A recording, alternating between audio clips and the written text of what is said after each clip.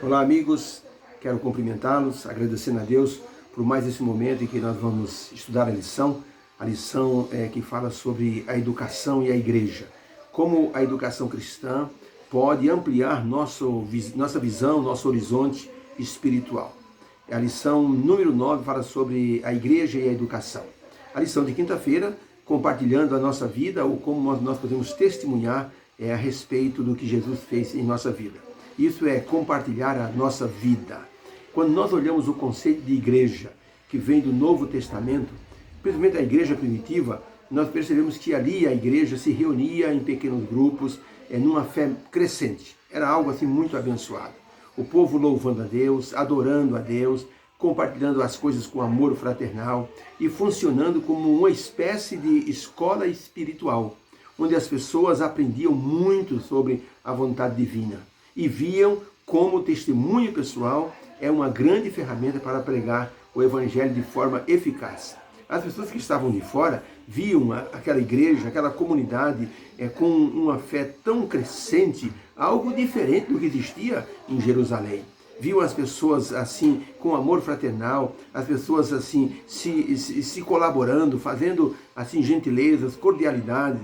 As pessoas ficavam impressionadas e queriam fazer parte daquela comunidade. Então realmente foi um momento espiritual muito crescente que vem nos dar uma lição profunda para esses dias em que nós vivemos. Nos dias em que a igreja parece tão fria, né? A gente percebe que o testemunho da igreja primitiva nos faz entender pela educação cristã que nós podemos desenvolver a solidariedade cristã e compartilhar nossa vida com outros de tal forma que mostremos às pessoas que estamos vivendo um evangelho eficaz. Um evangelho que traz resultados para a vida pessoal e a vida espiritual também. Porque as pessoas precisam entender que o nosso próximo é o alvo de Deus. Nós precisamos entender isso.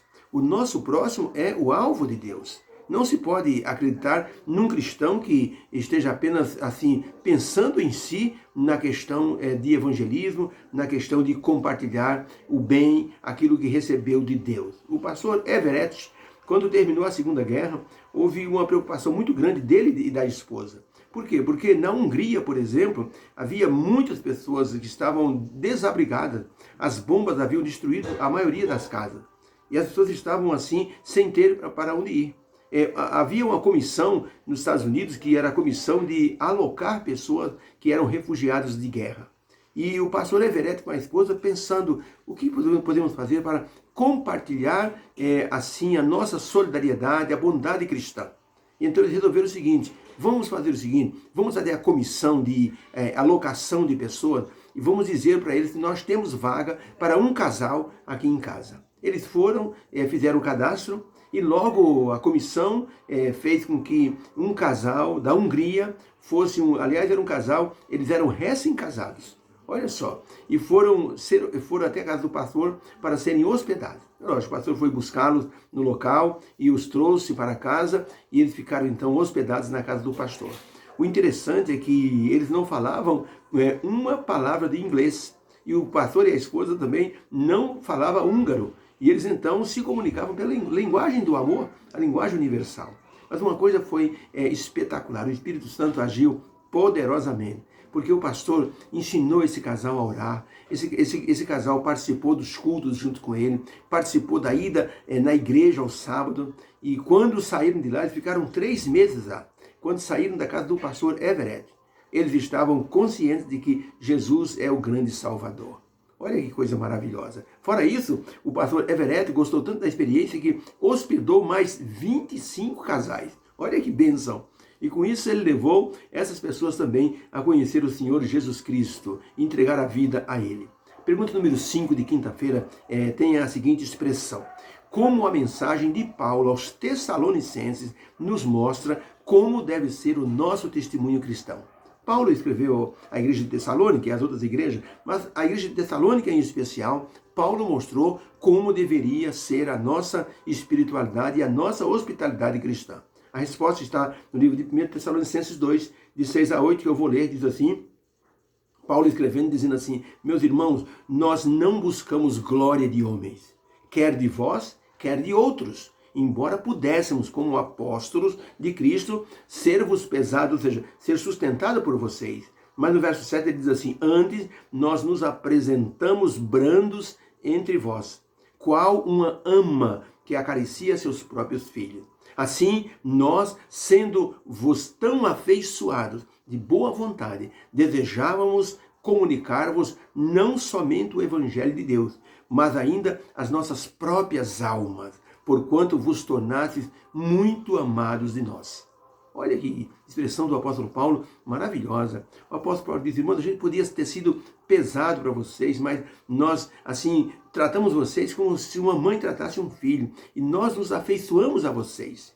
E nós não entregamos para vocês apenas o Evangelho. Nós entregamos a nossa alma, porque nós passamos a amar vocês.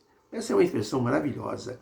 Paulo está dizendo que o cristão tem que ter um testemunho de entrega ao trabalho do Senhor, sem buscar elogio das pessoas.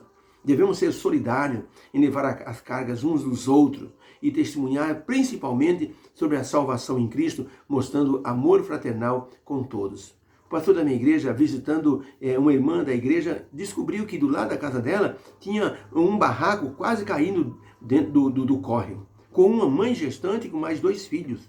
O que foi? E o pai, alcoólatra e viciado em droga. O pastor fez uma reunião com os Calebes e, irmãos, eles levantaram uma casa com tijolos, com doações para aquela senhora, com seus filhinhos, levando doações e alimentos para eles. A felicidade dessa pessoa, dessa mulher, é imensa. E ela, com certeza, está entregando o coração ao Senhor Jesus Cristo. Isso é ser solidário, isso é compartilhar a vida. O trabalho da igreja na comunidade, no local onde a igreja está sediada, é muito importante, porque representa a presença de Cristo para os vizinhos e simpatizantes da igreja. Cabe aqui uma pergunta crucial. Se a igreja que você frequenta fechasse as portas hoje ou desaparecesse, você acha que os vizinhos sentiriam a falta da igreja? Ou os vizinhos diriam assim: graças a Deus que esse povo não está mais aqui para atrapalhar o trânsito aqui na rua de sábado, nem a gente vê o povo entrando na igreja de cara amarrada, de cara fechada. É uma coisa séria. Às vezes a gente fica na porta da igreja e eu percebo que alguns irmãos chegam assim de forma marruda. Lógico, tem seus problemas, mas chegam de forma assim carrancuda na igreja, como se tivesse algum problema sério para resolver dentro da igreja.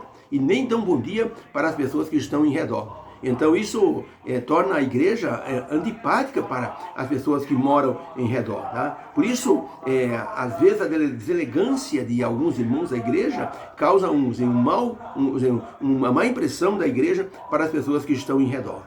Eu me lembro que numa igreja do interior, um pregador chegou atrasado e colocou o carro em frente à garagem, que havia uma guia rebaixada, e o pregador colocou o carro em frente à garagem. O pregador olhou, não viu carro nenhum na garagem, pensou: aqui não vai entrar carro. Quando ele saiu da igreja, os donos daquela casa estavam em cima na sacada e disse: o senhor colocou o carro aí na garagem? Nosso filho está para chegar. Quase que nós chamávamos aqui o reboque para tirar o carro do senhor. Então aquele pregador disse: vocês me perdoem, por favor. Eu cheguei um pouco atrasado, vi que não tinha nenhum carro aqui, mas por favor, me perdoe. Um irmão da igreja passou, gente, já foi dizendo poucas e boas para o casal: vocês são os 2 velhos chatos mesmo, tem que colocar aqui mesmo. Pegou uma pedra, jogou no portão da igreja, xingou o casal que estava lá em cima na laje. O irmão disse: irmão, eu fiquei impressionado. Aquele homem falou um monte para aqueles vizinhos. Nunca aqueles vizinhos vão querer ser daquela igreja, daquele irmão que é brabo daquele jeito. Porque é um testemunho que não foi adequado para aquele momento. Nós devemos ser simpáticos com as pessoas da igreja. Às vezes a igreja está colada com outra casa, e às vezes uma calha da igreja fura e joga água na casa do vizinho, o vizinho vem reclamar. Nós não podemos ser duros, nem boca dura com as pessoas. Temos que ajudar as pessoas. Eu lembro que lá da minha igreja tinha uma mulher que era espírita. E as pessoas diziam: essa mulher aí, ela está prejudicando a igreja.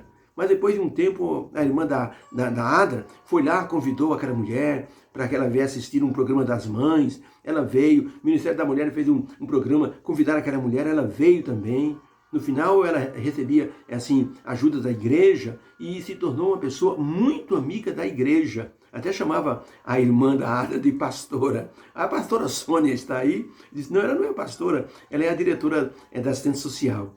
E ela dizia, sabe, a igreja de vocês é tão maravilhosa. A minha mãe é velhinha e eu fui lá dentro da casa dela, conversei com a mãe dela, sentada numa cadeira já imobilizada, mas de uma bondade maravilhosa.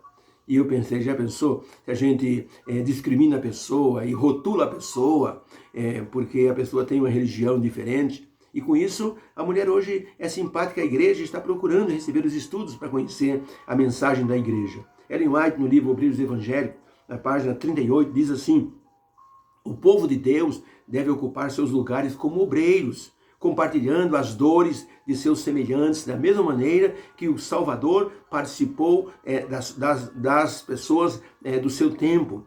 As pessoas precisam ver Jesus pela fé em nós, trabalhando por eles. Isso é um pensamento maravilhoso.